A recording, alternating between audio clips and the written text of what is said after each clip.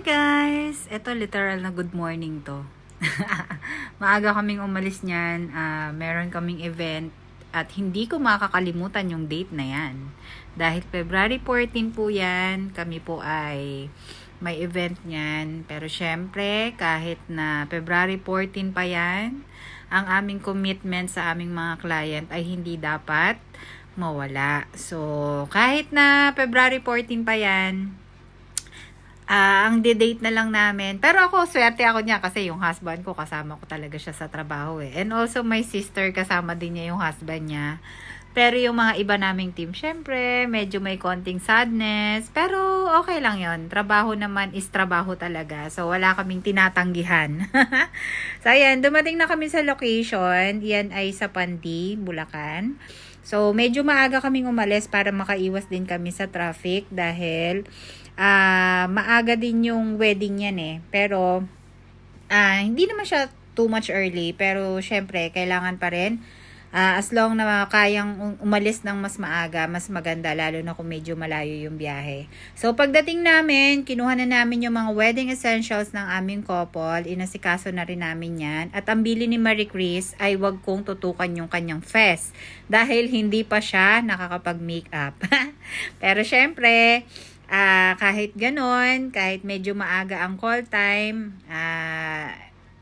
pinipilit namin syempre ibigay kung ano yung best namin. So, ayan, yung pag-aayos na yan, inabot na sila ng liwanag habang hinihintay yung aming team na Bien Imahe. Hello, shout out sa aking kumpadre na si Sir Edward at ang kanyang team, ang buong team.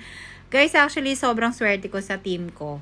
Sa team ng 3R Event Coordination. Pero, kasi, unang-una, walang maaarte. So, pag nagbigay ako ng timeline, talagang pumupunta sila. Mapaaga man yan, or mapamalayo man ang biyahe, talagang ginagawa namin na on time lahat para iwas late, iwas aberya, so maging smooth lang ang lahat. So, ayan, during that time din, nag-aasikaso na rin ang aming team sa catering naman.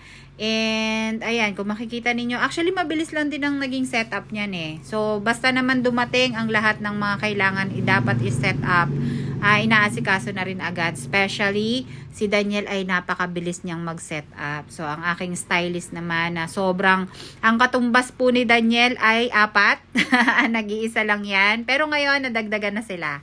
So, during that time, nag-iisa lang din siya na stylist ko. So, kaya niya lahat, 'di ba? So, ayan, yun yung sa simbahan, pasilip lang ng konti.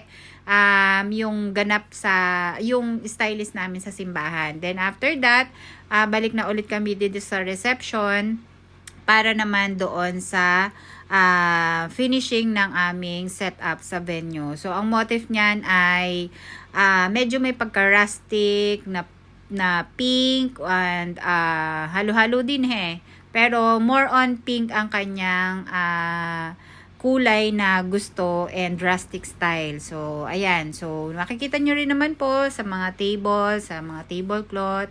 And, yan po ay na-execute naman din kung ano yung gusto ng aming kliyente.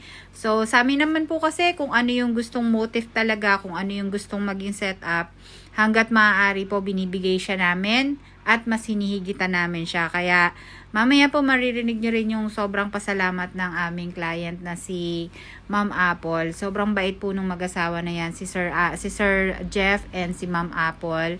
Wala akong masabi din sa kanilang dalawa. Talagang lahat ng aking din namang mga suggestions and recommendation, hindi sila talaga yung mga couple na sobrang aarte or maraming mga demand, maraming mga ganito.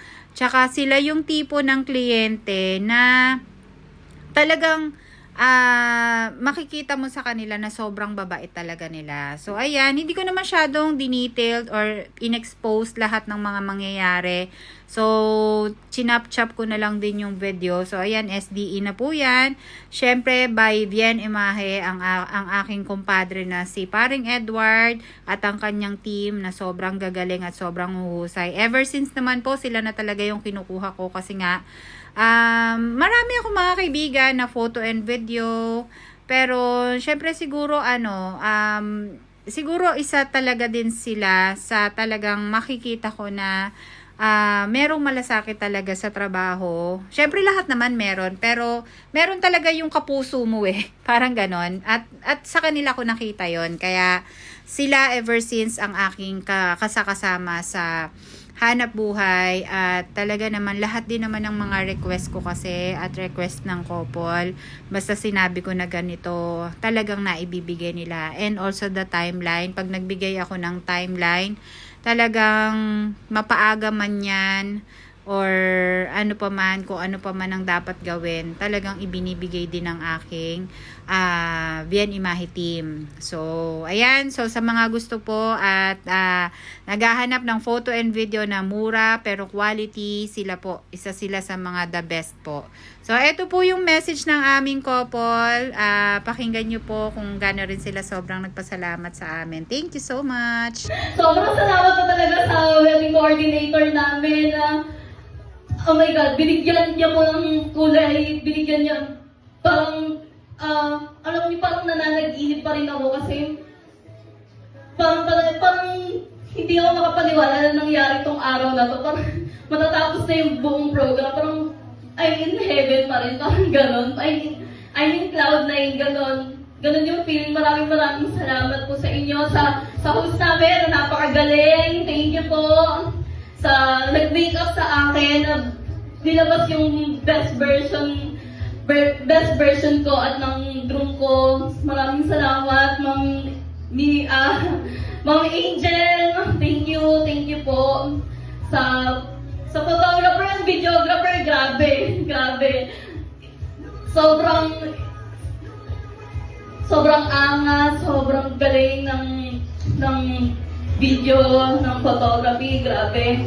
Hindi ko, parang ayoko mag-expect ng pero grabe, hindi kita niyo po yung expectation ko. Sobrang salamat po sa inyo, Ma'am Shell and the rest of the team. Sobrang salamat po sa inyo, sa mga nag-assist po sa amin. Alam mo, sobrang nakaka-stress po sana yung araw na to, pero nang dahil po sa inyo, hindi niyo po akong hinayaang ma-stress sa araw na to.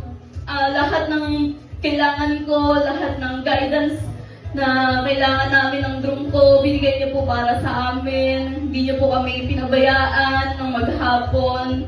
Hindi ko na-feel yung stress na sa buong araw na to.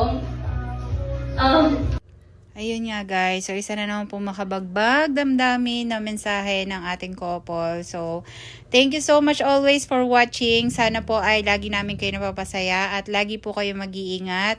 God bless everyone. Please like and subscribe my channel. Thank you so much.